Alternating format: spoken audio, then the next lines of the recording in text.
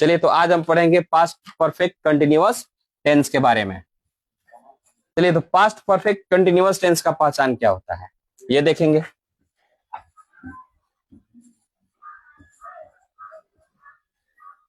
पहचान होता है क्रिया के अंत में। भाई किसके क्रिया के अंत में? हिंदी वाक्य के क्रिया के अंत में। हिंदी वाक्य के क्रिया के अंत में ता रहा था, ती रही थी, ते रहे थे।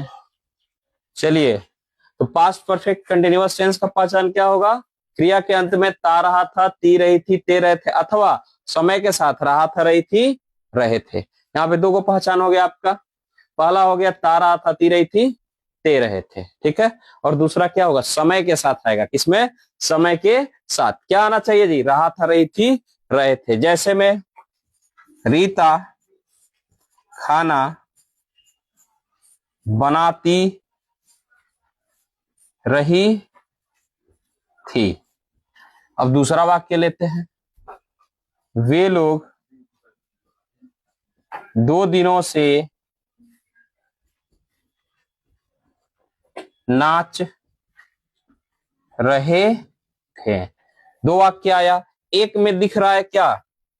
ता रहा था, ती रही थी, ते रहे थे। में से क्या दिखा जी? ती रही थी। और दूसरे में आ गया समय। क्या आ गया?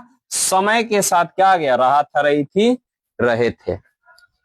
ये दो वाक्य हो गए आपके। रीता खाना बनाती रही थी, इसमें हमने क्या देखा? ती रही थी। और वे लोग 2 दिनों से नाच रहे थे, इसमें आ गया 2 दिन समय।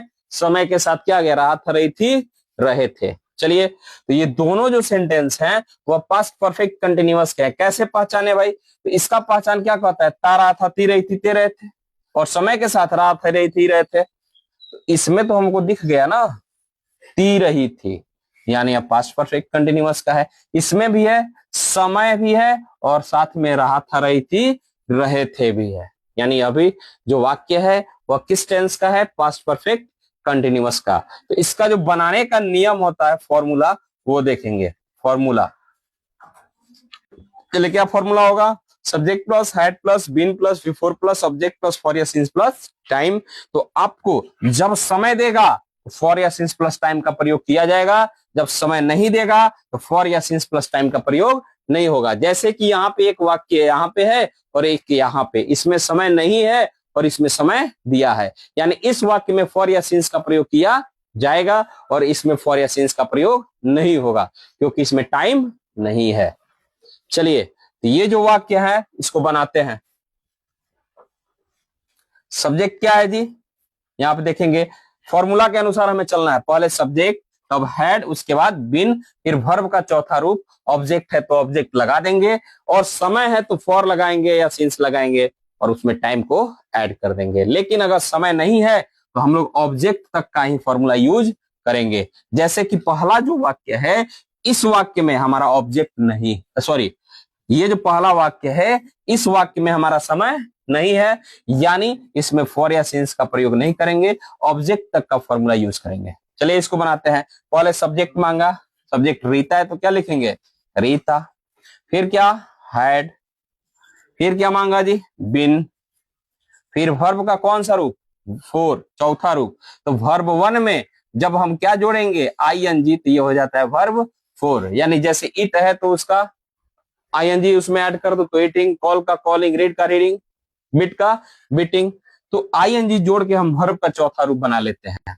चलिए यहां देखिए, सब्जेक्ट रीता लिख दिए, फिर हैड है तो हैड, बिन है तो बिन। वर्ब कार्य क्या हो रहा है भाई? बनाने का, तो कुक, उसमें जोड़ेंगे आईएनजी, कुकिंग, वर्ब 4 हो गया। और ऑब्जेक्ट क्या बना रही है? तो खाना, हो जाएगा फूड, बन जाएगा। सब्जेक्ट हो गया Rita had been cooking food, ठीक है। इसमें फॉर या सिंस नहीं लगेगा क्योंकि इसमें समय नहीं दिया है। ये जो समय वाला वाक्य है इसको हम कल पढ़ेंगे। सबसे पहले इस पे हम लोग कुछ सेंटेंस बना लें। कुछ सेंटेंस को हम देखेंगे। पहला, राम श्याम को पीटता रहा था। लास्ट में क्या आया? ता रहा था। कौन सा tense? Past perfect continuous tense. जितने भी वाक्य ये हम लिखेंगे वह इसी फॉर्मूला पे बनेंगे, subject plus had plus been plus. तो यहाँ पे हमने 4 वाक्य लिया। राम श्याम को पीटता रहा था, वे लोग अंग्रेजी बोलते रहे थे, आप दौड़ते रहे थे, वह हंसता रहा था। सबके लास्ट में दिख रहा है ता रहा था, ती रही थी, ते रहे थे। ठीक है ना? तो अब देखिए, ये तो पता चल गया ये वाक्य देख के कौन सा टेंस का है जी? पास्ट परफेक्ट कंटिन्यूअस का। यानी फॉर्मूला क्या लगाएंगे? Subject plus head plus been plus before plus subject plus for या सिंस प्लस टाइम। तो यहाँ पे ये अफर्मेटिव वाक्य है, इसलिए अफर्मेटिव फॉर्मूला लगाया जाएगा। निगेटिव वाक्य के लिए निगेटिव फॉर्मूला, इंट्रोगेटिव के लिए इंट्रोगेटिव का प्रयोग किया जाएगा। लेकिन ये जो वाक्य है वो कैसा है जी? अफर्मेटिव है, अफर्मेटिव बनाया जाएगा। चलिए, पहला सवाल है राम श्याम को पीटता रहा था। एक सवाल हम बना देते हैं, बाकी ये 3 सवाल हैं वो खुद से बनाइएगा। पहले क्या चाहिए? सब्जेक्ट। सब्जेक्ट क्या है? राम। फिर क्या चाहिए? हैड। जो ये बोलता है फॉर्मूला उसी के अनुसार हम लोग को रख देना है, आपका सेंटेंस बन जाएगा। सब्जेक्ट मांगा, राम रख दिए, राम सब्जेक्ट है। तो हैड है तो हैड। फिर क्या मांगा? बिन। यहाँ पे आइए, सब्जेक्ट राम रख दिए, हैड मांगा, हैड रख दिए, बिन मांगा, बिन रख दिए। वर्ब का कौन सा चाहिए रूप? चौथा। तो वर्ब क्या है? पीटना। पीटना का होता है बीट, और इसमें जोड़ेंगे आईएनजी, हो गया बीटिंग। ये वर्ब 4 हो गया। Subject had been verb 4। Object भाई किसे पीट रहा है? श्याम को, तो लिख देंगे बीटिंग श्याम। अभी इसमें समय नहीं है तो फॉर या सिंस नहीं लगेगा। यहां तक का फॉर्मूला हमने लगा दिया। बाकी वाक्य आप बनाइए।